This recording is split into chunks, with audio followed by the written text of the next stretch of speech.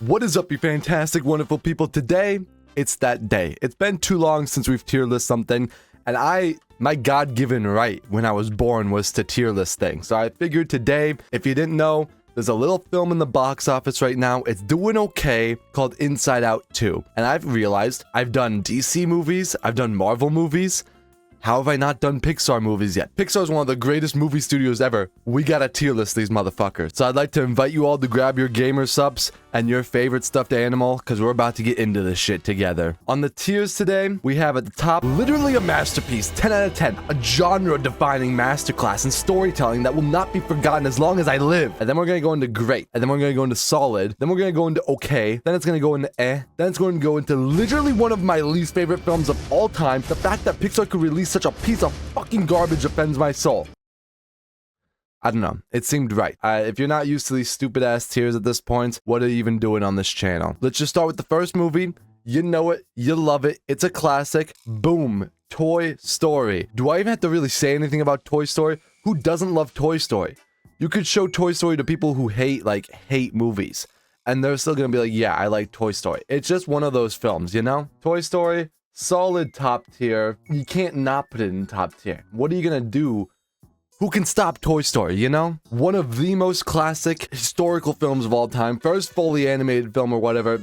Great start, great start. Let's see what they do next. And I mean also, Bo Peep, kinda hot. So, A Bug's Life. A Bug's Life is kind of more like a really boring life, you know what I mean? I know a lot of people love this film. I'm not one of them. I don't really care for A Bug's Life. I'm gonna throw it solidly in the and let me get into it, okay? So first of all, in Toy Story, you have this whole film that's so stylized. It's so beautiful. All the characters look different. You got all these toys that are all inspired. Then you go into Bug's Life, and it's 90% of the characters look like this, and all the scenery is just like a patch of grass. It doesn't look different anywhere. It's just a boring looking film. The story isn't anything to write home about. It's not nearly as emotional as the first Toy Story. I'm gonna be honest, I watched A Bug's Life for the first time like a couple nights ago in preparation for this video, and I fell asleep like 4 fucking times. The amount of times I had to rewind just to like see the whole film pissed me off more than like the grasshoppers stealing the food or whatever they were trying to do. I didn't care about this film. This film's boring. If you don't agree, I don't give a shit. I'm the one putting it on a tier list. It's fact now. Deal with it. I'm eating chicken burritos right now because I'm hungry. So, fuck you. It's my tier list. Surprise, they went back and made Toy Story 2 after such a boring film in A Bug's Life. They obviously went back and made Toy Story 2. Toy Story 2, I'm gonna give you my hottest take of probably this whole tier list. Toy Story 2 is the worst Toy Story film. Now, hold on a second. I didn't say it was a bad film. I just said it's the worst Toy Story film. Toy Story 2 is still phenomenal. I think Woody and Buzz work great. I think they're great leads. I love the whole, the guy who's like, I have to drive all the way to work on a Saturday, like that whole chicken guy. Love him. That man's my spirit animal. And the whole, like, Cheeto scene. I don't know why I like that, but that's just always been something that stuck with me, man. Although I do think there's some things I really hate in this film. Jessie's character, as sad as like her upcoming may have been, kind of a pretentious jackass. I don't really care for Jessie all too much, you know? I'm gonna put Toy Story 2 solidly in great, because that's where it belongs. Boom. Monsters, Inc., baby. Who doesn't, it's kind of like Toy Story. Who doesn't have great memories of Monsters, Inc., okay? It's the whole, ooh, scary, spooky monster under your bed, in your closet, coming for you. But they're actually just like 9 to 5 blue-collar workers that probably go home, beat their wife, and pay $3,000 a month for rent. It's a great film. It's a great film. I love Boo. I think that's the girl's name in it. Boo's amazing. If you didn't get sad when Sully like has to leave Boo behind, you're just fucking lying to yourself. You're not a human. I don't want to talk to you. You're an animal. You're a fucking animal. You're a disgrace. But at the end of the day, yeah, no. Monsters, Inc. works well. One of the greatest duos ever in Mike and Sully. They can stink it up on me any day of the week. Finding Nemo. By the way, this is kind of Pixar's hot streak. I'm not going to put every movie in 10 out of 10, but I am going to put Finding Nemo in 10 out of 10. I love Finding Nemo. Who doesn't love Finding Nemo, bro? What's up? What do you mean it's been like 8 hours since I recorded that last part? What do you mean OBS keeps fucking with me and deleting everything? What do you mean? What do you mean? Take a seat. You're not thinking straight, okay? But we're back. We're doing it again. I'm all comfy. I'm in my I'm in my jammies. And you know what? If you're not in your jammies, get in your jammies right now. Do it. Let's get in your jammies, bro. You know, let's talk about some Pixar, bro. You know, maybe touch each other's dicks, bro. Let's get right back into the shit. Where were we? Finding Nemo. Finding Nemo, great movie. What can you say about Finding Nemo? I don't know. What did I already say about Finding Nemo? Did I finish talking about it? I already forget, man. I should have went back and watched what I already recorded. Finding Nemo, great characters. Very relatable. I'm going to assume if you're a parent, the film probably hits a lot harder. But as me as a child, I still find it really fun to watch. You hit a lot of the emotional beats. Even if you're a child, you can still fully understand what's going on. The German version of the film's hilarious. I remember watching this film in German class. And oh my god, when the shark just goes, lecker. Oh, lecker. Oh nein! That was hilarious. I damn near died. That became a meme for the rest of the fucking class. The only problem I have with the film is Dory is voiced by Ellen DeGeneres, and Dory is kind of a fucking pretentious jackass. So, I don't know. You'll see that a lot in Pixar. A lot of pretentious jackasses. I just hope they don't make a sequel about Dory. Boom, The Incredibles. The Incredibles is pretty incredible. My script, my non-existent script says hold for applause. So if you want to thank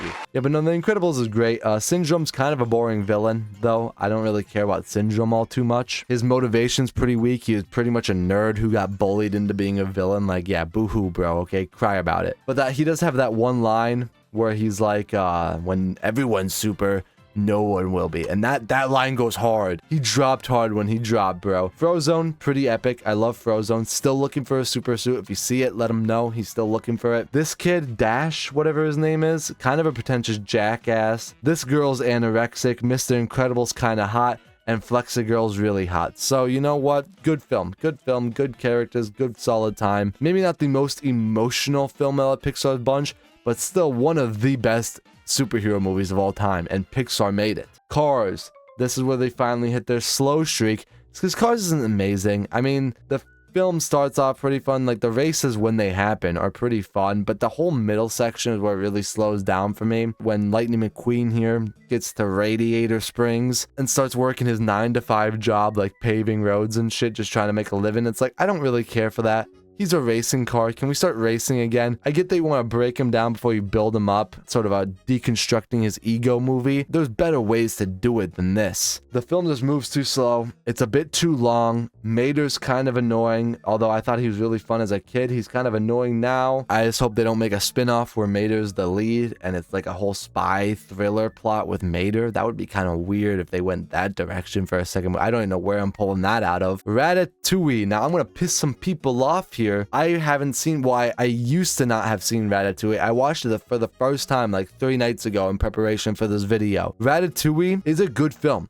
I have one major issue with it, and that's how fast the rat and the chef become friends, like Remy here and whatever the chef's name is. They literally, he finds Remy, gets sent off to kill him, goes away, and in one conversation, one sentence is spoken, and the rat and the chef are best friends, and the rat's cooking breakfast for the guy the next morning. Are you serious? This guy should be treated for like schizophrenia or some shit, and we're just trying to portray him as the hero because he befriended this rat? Get him some help. Get him a real friend. Other than that, though, I feel like the film could have sped up the beginning, because I think the beginning's kind of boring. I think it could have sped up the beginning a little bit, spent some more time actually fleshing out that relationship building up, and I think the film would have been perfect. I just don't have, I feel like a lot of people put this in top tier Pixar because they have that emotional attachment to it. I don't have that same emotional attachment. It's going down in the great category for me. Wall-E. If that sounded good, I'm keeping it in. If that sounded bad, no one will ever hear of this again. Wall-E is a great film. I know it's a great film because, to me, if a film can take a silent character... Wall-E literally says 2 words the whole film. He says Wall-E and he says Eva. That's it. He is one of the most adorable, attached characters I've ever seen in a film. Also, hold up, let me show you this. This is pretty epic. Wall-E had a game on the Wii. I don't remember anything about it, but I remember I had it. And I remember it was also one of the best Wii games of all time. So if you can be one of the best Wii games and one of just the best games, you're doing good for yourself. Wall-E is a great film, but let's back to him being a silent character. He says 2 words, and still, by the end of the movie, you are so fucking attached to him that when he can't remember who Eva is, you're sitting there bawling your eyes out. It's like, bro, it's Eva. She's right there. It's Eva. I don't know. That to me is when a film really masterclasses character development, is when a character can barely speak and you are still emotionally attached to him all the way. Top tier, baby. Top tier. Up. I'm gonna piss some people off here again. The first 10 minutes of Up are fantastic. Don't get me wrong. The first 10 minutes of Up, great stuff. Great stuff. But tell me one thing in this movie that happens after the first 10 minutes. Tell me one. You can't. You can't. Up has a fantastic start. The old guy falling in love, growing up, the girl dying, and he becomes depressed and suicidal or whatever. Great stuff. I love all that. But afterwards, it kind of just becomes a good movie. It's a good movie. It's not a great movie. It's a good movie after that. It's not some 10 out of 10 masterpiece, but it's a good movie. This little fat Asian kid, kind of a pretentious jackass again, but I'll let it slide because it's a fun enough movie. It's a fun little adventure movie. It's a fun Pixar movie. It's fun family fun. How many times have I said fun here? How many more times can I say fun? It's nice. And it's got the emotion, but the emotion's all at the beginning. I don't think the middle or the end hit as hard as the beginning. I think this movie starts really strong, like top tier Pixar, and then kind of goes down a bit from there. Toy Story 3. Toy Story 3 is fantastic. Not only do we get some nice additions to the cast with all the daycare toys like Lonzo and all of them, which, you know, are... Lonzo's a villain, but still a great character. This film ends off Andy's story perfectly. You have some really fun adventures that the toys go on, whether it's the monkey or Buzz starting to speak Asian or Spanish or whatever the fuck he speaks. It's just a really fun time. You got a really fun core movie there. Then the ending hits all the right emotions. You're feeling sad, you're feeling angry, and then you're feeling happy, and then you're feeling sad again, and then you're feeling happy, and it just jumps around from them dying in the trash receptacle to them going and being given off to... What is the girl's name? Is it like Boo or something? No, Boo is Monster. I didn't care. Bonnie sounds right. I got it. I was about to say Bo Peep. That's not right. But yeah, no, the ending hits hard. All the characters are still there. Jesse's kind of still a pretentious jackass, but yeah, film's undeniably perfect. I would hear arguments that Toy Story 3 is the best Toy Story film. I wouldn't personally say it's the best, but I would hear that argument out. Cars 2. People, they went and did it. They made a spy thriller movie starring Mater. All I have to say is if this came out today, it would be a 20-minute Disney Plus special that was forgotten instantly. I'm not even going to talk about it anymore. I didn't say all these takes were going to be super unique. I just said they were going to be the correct takes. So this one isn't a super unique take. I get a lot of people hate Cars 2, but that's because Cars 2 fucking sucks. Brave. Now hold up, watch this. Brave also had a game. This time it was on the PS3. PS3, baby. And they're pushing out solid GameCube graphics right here. Look at that. Ain't that beautiful? I don't know. I just felt like you should know that they made a Brave game. And it sucks. Apparently, oh my god, it got 4.9. 4.9? This game sucked ass. Okay, whatever. I guess I'm in the wrong. But Brave, I don't know. I feel like I've seen this movie before. I've seen this movie from Pixar before. It was called Ratatouille. The film is all about, you know, she's destined to be the princess, but she doesn't want to be the princess. She wants to be an archer. So she goes on this quest to, like, turn her mom into a bear. That's what you do. But yeah, no, I feel like I've seen this movie 1,000 times, whether it's Brave, whether it's Ratatouille, whether it's Tangled, whether it's How to Train Your Dragon. A lot of these movies that have this sort of like be what you want to be, not what you're destined to be sort of style. Even Elemental, a film that Pixar's going to do later, it's not a very unique story to tell. And while I'm a sucker for those types of stories where it's like the be what you want to be, not what you're supposed to be, you have to do it well still. I'll just end it with this. I think it's kind of ironic that Pixar's most soulless movie is the only movie to star a ginger. Monsters University. Monsters University is so stupid. Why would they think Monsters University was a good movie to make? I don't care to see how Sully and Mike Wazowski became 9-to-5 blue-collar workers in Monsterland, okay? I didn't care to see that. What I wanted to see was more adventures with Mike and Sully, not some stupid college grad party sort of shit going on. I don't know. It's just, I don't like when stories go backwards. It takes out all tension in the movie. You can't make any tension. You can't feel anything because you know how the characters end up later. So who the fuck cares what happens? I can name, like, probably on one hand how many times I've watched a prequel and been like, yeah, that was a good idea. And Monsters University is not one of them. But boom, we're back with a banger. Inside Out. Now, Inside Out, I'm gonna make you feel really old here. I'm 20, and I was 11 when the first Inside Out came out. Do you feel old? Maybe you don't, maybe you do. Whatever, that's besides the point. When I was 11, Inside Out came out, and the whole film is based around an 11-year-old character. So naturally, it was a film I really related to. I loved this film growing up. I still love this film. I think it's one of Pixar's best. It's going, it's going right in the top tier, baby. If you disagree, you're just wrong. I think the film's beautiful. Again, like with all these films, I think the beauty of Pixar and when they're at their best is when you come out of the theater and you are feeling every single emotion known to man. All these top tier films, you're feeling sad, you're feeling angry, you're feeling joy, you're feeling everything by the time you walk out of the movie. And Inside Out's no different. I also just love how stylized and beautiful the animation is. Pixar is no stranger to beautiful animation, but Inside Out especially just has like a really nice touch to it. All the characters move even just really uniquely to how you feel like the characters would move. They all look and act and feel like they're actually that emotion. It's a movie that I really related to as a kid because I felt it really understood me, and I was like, wow, I'm not alone with what I'm feeling. Like, a lot of people get this, and it's like, it's a film that I really related to as a lot, seeing as I was an 11-year-old. Plus, the main girl's from Minnesota, Riley, like their whole family's from Minnesota. I'm from Minnesota. Minnesota doesn't get mentioned in anything, so when we make it into something like Pixar, it's like, woo! We made it into the big leagues, boys. Love Inside Out. Great film. Fantastic. Go watch Inside Out. Also, can I go on a minor rant here? Whatever. I'm doing it. Minor rant time. Bing Bong didn't have to die. That's right. I said it. Bing Bong did not have to die. Now, hear me out. This is where it gets really crazy. Joy is a fucking murderer. Okay? Now, listen up. Now, I don't know why I'm whispering, but I'm going to whisper through this, okay? So, you know when they're going through that whole escape thing where they're escaping with the wagon, the song-powered wagon, and it takes mile fall, like it's falling for miles. It lands perfectly fine for another use, right? Then the last time, Bing Bong jumps out of it, sacrifices himself to save Joy, and Joy gets up.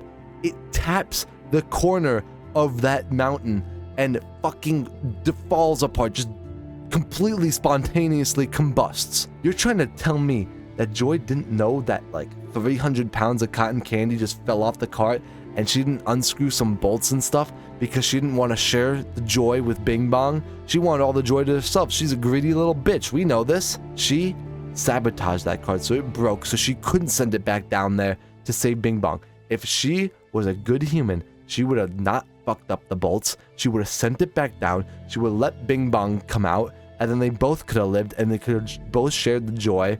But no, Joy didn't want that. She's a fucking animal. So she killed him. She killed him. Hashtag justice for Bing Bong. Hashtag Joy's a murderer. Hashtag Bing Bong was a victim. Okay, whatever. Just get the name, get the word out there. Do something, okay? The Good Dinosaur. How do you go from Inside Out, such a stylized, unique, personal film, to what is probably the most generic Pixar film ever made? Even just look at the dinosaur design. It's something I would have drawn as a kid. Like, it's just so uninspired. The generic landscapes in the background, this dumb kid that they kind of try to do a thing where I'm going to assume he doesn't speak too much like Wall-E, but it just doesn't work as well. Easily Pixar's most generic film. I'm going to put it right down bottom category. I haven't seen this film, but I think I'm right. Oh boy, they went and made the sequel with Dory. Who thought this was a good idea? I understand that Finding Nemo isn't exactly a film that lends itself to a sequel, so come here, bright idea for you. Come here, Pixar executives. Don't make a sequel, okay? Finding Nemo is not a film that needed a sequel. You could have easily just had Finding Nemo be a great standalone film. You are Pixar, for Christ's sake. One of your last films was Inside Out. You are at the top of the world right now with all these great films you put out. You can do anything and probably make money from it, and you didn't have to make Finding Dory. Dory is a pretentious jackass. That being said, I finally watched this film for the first time a couple nights ago, and it's not a bad film. You know, it's not bad. It just really rehashes the original. It just does a role swap where they're finding the parents instead of the kids. It's not a bad film. It actually has some good laughs in it. I found myself having some fun laughs. Dory isn't nearly as annoying as she is in the original film. It's still an okay movie, though. It doesn't bring, like, if I'm ever gonna go and watch a film like Finding Dory, I'm gonna go watch Finding Nemo. It brings nothing even slightly new to the table. Cars 3, baby. Cars 3 is better than Cars 2 by a wide margin, but not as good as Cars 1. I don't know. It's like, it's kind of, again, it kind of rehashes a lot of what happens in Cars 1. I mean, egotistical driver, he crashes, breaks down his ego, he rebuilds himself up, except this time at the end, it's sort of a passing of the torch thing instead of a he comes back and wins the race and learns not to be egotistical. I don't know. I didn't really care for the sidecar. What was the side bitch that Lightning McQueen has going on? Cruz. What was it? Fuck. I don't know. I forget what the name was. I don't think it was Cruz. What was it? I don't know. Whatever. The whole side bitch going on. Like, I wish Lightning McQueen would have ended off his career on top and took the win. I didn't like that. You probably won't come out loving it, but you probably won't hate it either. Coco. Coco is a film that does so much perfect that it hurts me that I can't put it into top tier because there's one really big complaint I have with it. The art design, beautiful. Any fucking frame from this film could be put on a picture frame on the wall. It's so gorgeous. The music is great. The characters are great. The story is great. I had one issue with the, I guess this kind of ties into the story, but whatever. The twist that Hector is the actual dad and it's not Ernesto de la Cruz or whatever his name is. That twist, I saw this movie when I was like 16. I'm not good at predicting twists now. I was even worse at predicting twists back then. That was the most predictable twist of all time, that Hector was going to be Miguel's dad. And I think the film really tries to lean in on that at the end there, and to be a big emotional thing, and that Ernesto's actually a murderer and whatnot. It tries really hard to lean on that. You saw that coming from a mile away, that Ernesto was going to be a bad guy and Hector was going to be the real dad. The second Hector talks to Miguel, I'm like, okay, this is the bad guy. So I just think because it relies so heavily on that twist for the third act to work well, the third act kind of doesn't work amazingly for me, but the film still does so much perfectly that it hurts me that I can't put it in top tier and I have to put it in great tier where it truly belongs. Incredibles 2,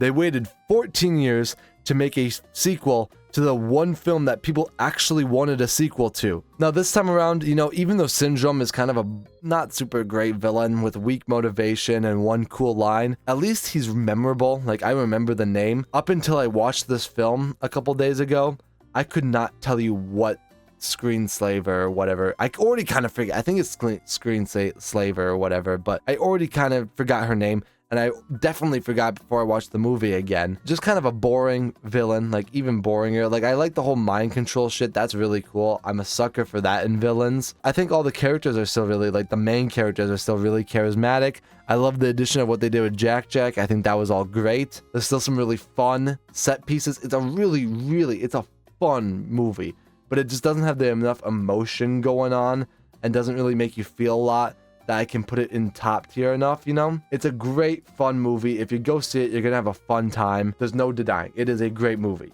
But it's just not top tier, because it's not like a special movie by any means. But Flexigirl's still pretty hot, so great. Toy Story 4, baby. This one's a pretty divisive one between people. There are some people that absolutely despise Toy Story 4. It was a cash grab. It didn't need to happen. Yada, yada, yada. First of all, what the fuck does a cash grab mean? I'm sorry, but like, a cash grab is every single movie ever made. Every single film on this list so far is a cash grab. When they don't like a film, they try to use cash grab as a negative term. I hate when people do that because everything's a fucking cash grab. No one's making a film in hopes to lose money. They're making it in hopes to gain money. So stop calling things a cash grab. Because yes, Toy Story 4 is a cash grab, but guess what? So is the original Toy Story. I'm on the side with the other side of people, the correct side of people, that Toy Story 4 is a fantastic film that needed to happen. You're bringing in Duke Kaboom, Keanu Reeves, Woody's back. You got Bonnie coming back. I don't know. I don't really care about Bonnie. But you got Forky. He's a great addition. All the new characters are great additions. The villains aren't like Alonzo type of strong, but I thought, was it Gabby? What was, I don't know, man.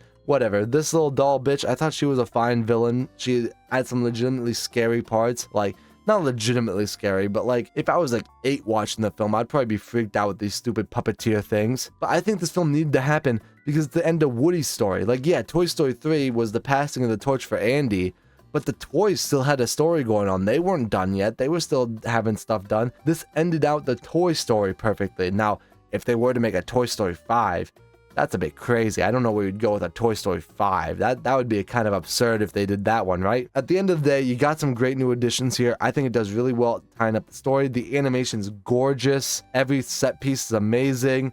I think the film's fantastic. It's a lot of fun. Also, Bo Peep is back, and Bo Peep's still kind of hot. So, Onward. This was a film I loved when I first saw it. Honestly, after I first saw it, I would have put it in top tier. Not only did I have a fun time watching it, but it was the last film I saw in theaters before, the world broke down for like 3 years. So I just kind of went back to this film as a happy place, as like, oh, that wasn't that fun going to see a Pixar film in theaters with friends. And now it's like 4 a.m. and I'm sitting alone in my bed eating Snyder's pretzels, crying myself to sleep thinking about this. So I think I just had a bit more of an attachment, but I went back and watched this film like I did with a lot of these films recently. And I still think Chris Pratt and Tom Holland are two very charismatic leads. I love Chris Pratt, one of my favorite actors, so I think the leads work great. I think the characters are great. All that's great. This film, I think, suffers by trying to be too much of a movie. What do I mean by that? I'm glad you asked. So I think you have some really nice emotion there. A very relatable story for a lot of people, with the kids wanting to meet their dad one more time because they didn't really get to see their dad much, and they find the spell that allows them to bring their dad back, but they fuck it up, and they're now on a clock to actually get him fully back. That's a great centerpiece for a story. Like, what kid who's lost a parent wouldn't be like, yeah, I wish I could like have a spell to bring my dad back or my mom back or whatever. Like, that's such a relatable thing for a lot of people, I feel like. What I feel like this movie suffers on is it tries to be too much of a movie because it tries to put this whole Dungeons and Dragons world and big grandiose scale to everything that's going on. First they're here doing this and they're getting chased by like some like biker gang thing, and then they're just out. Like, it turns into such a big buddy road trip film that goes to all these different places when it doesn't need to be traveling from like worlds to worlds. You could have made this a very small, contained, personal story about two brothers trying to see their dad one more time. That would have worked perfectly for me. I think this film just tried to be way too big. It tried to be way too much of a blockbuster big film when Pixar's never needed to be the huge adventure film. Imagine if like Toy Story was some huge adventure film sprawling across the entire US. But no, it's just a self-contained story about some toys. They don't need to do this whole big adventure film. They stick to their guns, they stick to the emotion, and you come out having a blast. I think Onward just focuses too much on trying to make it feel like a big fun action flick. Soul was one I was really excited for when I first saw it, like the trailers, I mean, because I thought the trailers looked fantastic. First of all, I thought the whole message of like, what do you want to be remembered for, was a fantastic message. I loved all of that. What would you want to be known for on Earth? We only have a short time on this planet. You want to become the person that you were born to be? Don't waste your time on all the junk of life. Spend your precious hours doing what will bring out the real you. I thought the trailers for this movie looked fantastic. I was a little bit concerned with the whole afterlife thing, and it looked like that was going to be kind of forced in there, kind of like Onward. And after seeing the movie, sadly, I was a little bit let down, because I think the real world elements, when Jamie Foxx is in Jamie Foxx's body, I forget his character's name, but when he's in his body in the real world, that stuff's fantastic. It's fantastic. It's only until they introduce this afterlife and try to go this big, grandiose exploration of the afterlife is when the film starts to fall apart. It tries to tackle a little bit too much. Again, this is another film that I feel like would have been so much better if they try to keep it a bit more on a personal scale and not try to do this whole exploration of some other activity and make it this whole big thing going on. It could have been this aspiring musician wanting to leave a big impact on the world, but not knowing how to do that, and his story of how finding out how to do that. That would have been a great story right there that he could have set up. They didn't need all this afterlife stuff. Also, 22, kind of a pretentious jackass. Luca is one I skipped out on originally. I watched it a few nights ago for the first time. That's because Soul kind of let me down a lot, and I saw they were putting it straight to Disney Plus, and I was like, okay, they clearly don't have a ton of faith in this movie, so I kind of skipped out on it originally. But I did go back and watch it, and it's actually pretty good. This one I came out with a bit of higher expectations. I thought the trailers looked really bland and unoriginal and kind of boring for Pixar, but the movie's actually pretty solid. It's a pretty classic fish out of water, literally fish out of water scenario. I thought my biggest complaint with the film is they really tried really hard to make the characters seem like the underdogs, especially my poor girl Julia here. They try so hard to make this bitch look such like an underdog. Like every single like nerdy or stereotypical underdog thing you could give a character, they give her, and it's like, man, you didn't have to do Julia so dirty. And then I also didn't like how rushed the third act was. Like I kind of was hoping that Julia, the dad, or whoever would figure out that Luca and Alberto are sea monsters just naturally, but no, they literally have to give them the answer. Like Alberto eventually is like face plants into some water and is like, this is me. Do you want me to come to school with you? Are you scared of me? And like, of course the bitch runs away scared. Like, yeah, obviously. I just felt like it would have been a lot more hard hitting, and I would have felt a lot worse for Alberto if he actually was found out and it wasn't like his fault, versus him just giving it away and then kind of pushing it into the third act. I didn't like how rushed and forced that felt. Overall though, Luca is still a pretty fun film. It's a fun film. It's got enough emotion there that you're gonna come out having a good time if you watch it. It just might not blow you away. Turning Red. I was really excited for this movie going in. I wasn't excited, and then I was excited when I saw the 97% on Rotten Tomatoes. I was like, oh my god, we're about to get the next Pixar classic here. But I thought the trailer looked horrible, and I was like, okay, you know, I'll keep an open mind. Let's go in. Let's go. Let's see this. Maybe it's gonna win me over. 97% says it does. This film might actually like tackle Cars 2 as my least favorite Pixar film. I am astonished by how many people love this film. For starters, let's just get this right out of the way. What a boring looking Pixar film. Just this alone, take off Pixar, take the Disney Pixar off of that. This looks like a DreamWorks film. It just looks so boring. The characters don't have any really unique characteristics. You have all these toys that look super unique. You have the sea monsters and Luca. You have the stylized afterlife and Soul. And this is just a really boring, generic looking film. Even like the rooms it takes place in, like you have the really pastel colors. Like even in this poster, you see the classroom just is a really generic background. Literally one of the rooms that some of the scenes take place in is a completely empty bedroom. It's just a really boring looking film. It's not fun to look at. The final battle happens at a concert, and I thought, oh my god, they're gonna have this really cool laser fight show going on. It's gonna look awesome. And nope, you just get some like flashing lights in the background every now and then, and that's it. Like, what a wasted opportunity. But that's not a huge complaint. Like, a film can look like, it's still a good looking film. Like, overall, like it, I mean, it's Pixar. It's just not Pixar's best for what Pixar is known for. Like, if this was DreamWorks, I'd be completely fine with it. But for Pixar, it's just kind of a boring looking film. My major complaints come with the characters. Every single character is a pretentious jackass in this film. I hate all of them, except, ironically, the mother, which is the character they're trying to make you hate. I do not understand why they're portraying the mother as, like, the worst person of all time. The mother in this film is a pretty generic, like, mother. Like, she's asking for, like, her kid to not stay out late, to not go to a party and say she's going to math class, to not hang out with the kids she doesn't like, to not go to this concert. Like, pretty generic mom stuff for a mom to do. She's literally the villain of the film. The final fight is against the mom at the end. And I thought they might do something where the kid realizes that she needs to have more respect for her mom, and then they do this whole thing where she learns to grow and accept that, you know, maybe her mom knows what's best for her, because clearly she does. But no, the mom learns to grow and accept the kid.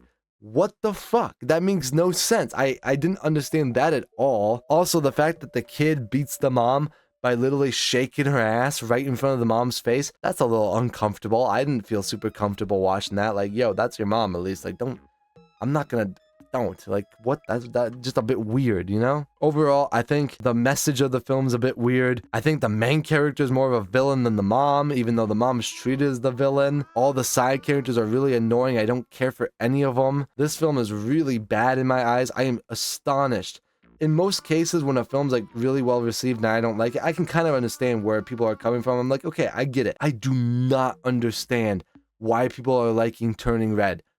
I think it's horrible. I genuinely do not understand why people like it. Please let me know in the comments if you like Turning Red, why it's so, because I want to know. I really do. Lightyear. Oh, what? Whoa.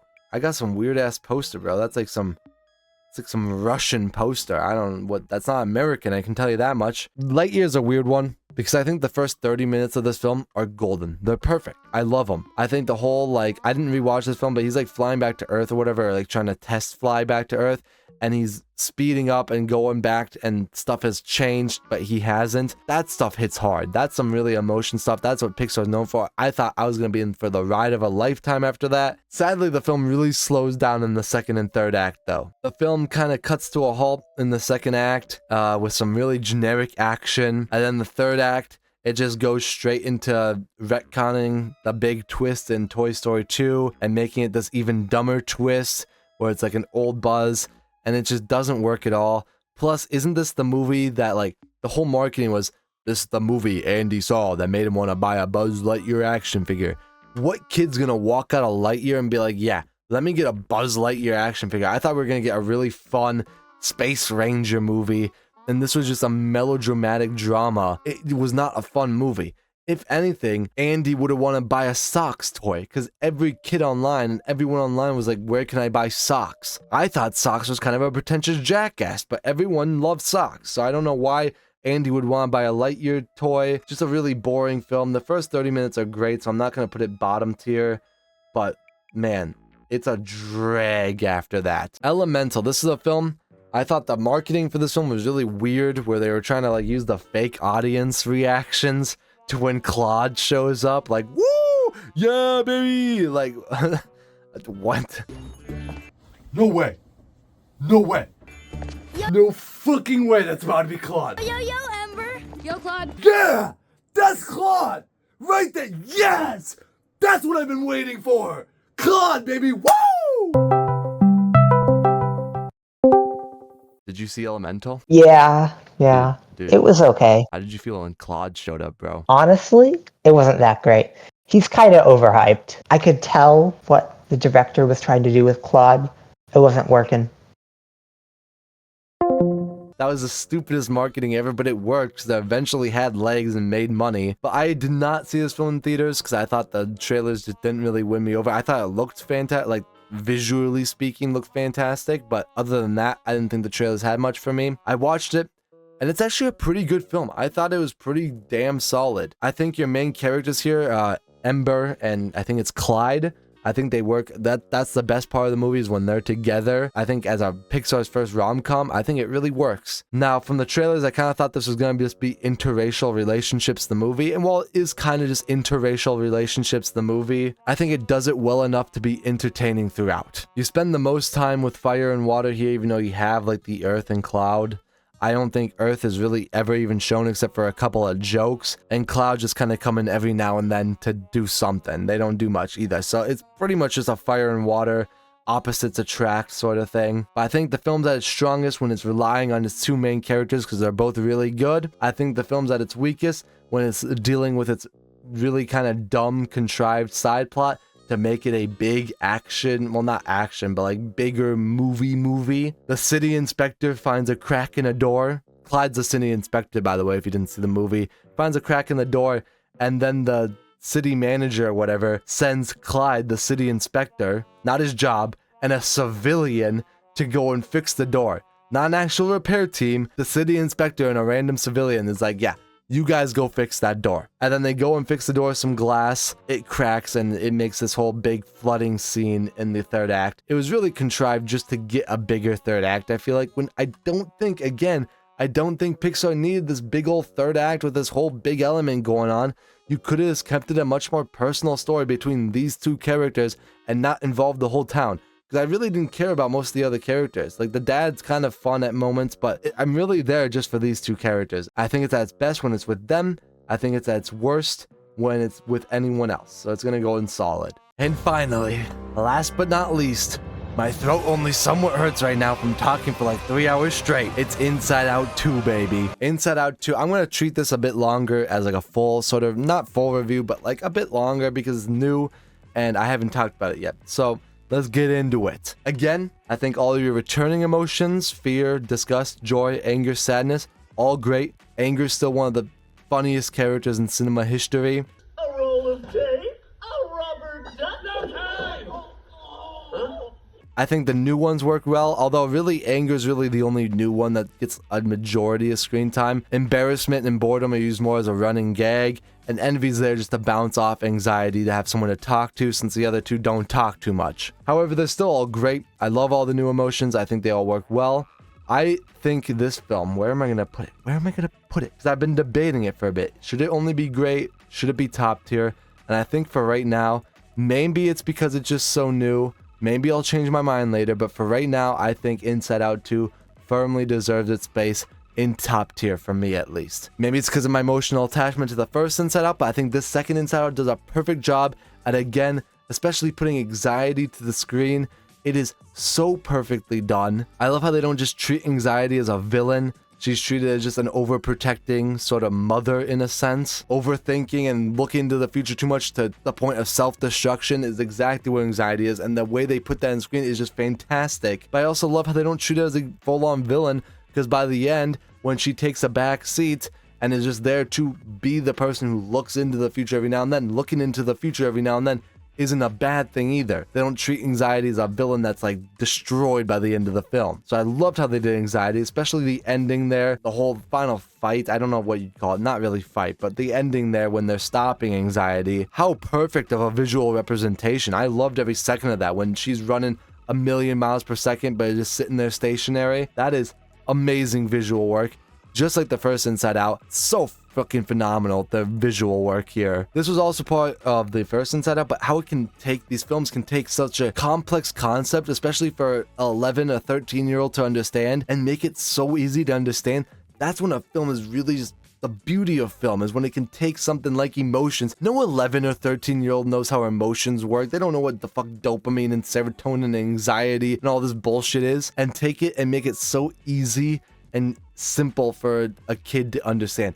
That's some beauty shit right there. Like with all these other top tier films, you come out of it, you are feeling sad, you're feeling happy, you're feeling anger, you feel every single emotion throughout the film. There's one specific scene where Joy has a breakdown that was just damn near had me in tears. Although it did kind of get me thinking, if Joy's sitting there in that one scene where she's sitting there, you know, breaking down and yelling eventually at anger and all the other emotions she's with, I realized in that scene alone, she had disgust at her other emotions, she felt anger towards her other emotions, and then she also felt sadness. So does that mean that each of these emotions has their own control panel in their head with emotions controlling them? Then those emotions have their own emotions controlling them. How far back does the chain go? This is a conspiracy that I need answered. How far back does the chain of command go? Who's really controlling us? Well, that's just a fun little thought. I don't know. I feel like they probably didn't think that much ahead, which is fine. They don't need to. I thought all the visual gags, they did a lot of visual gags in the first one with like abstract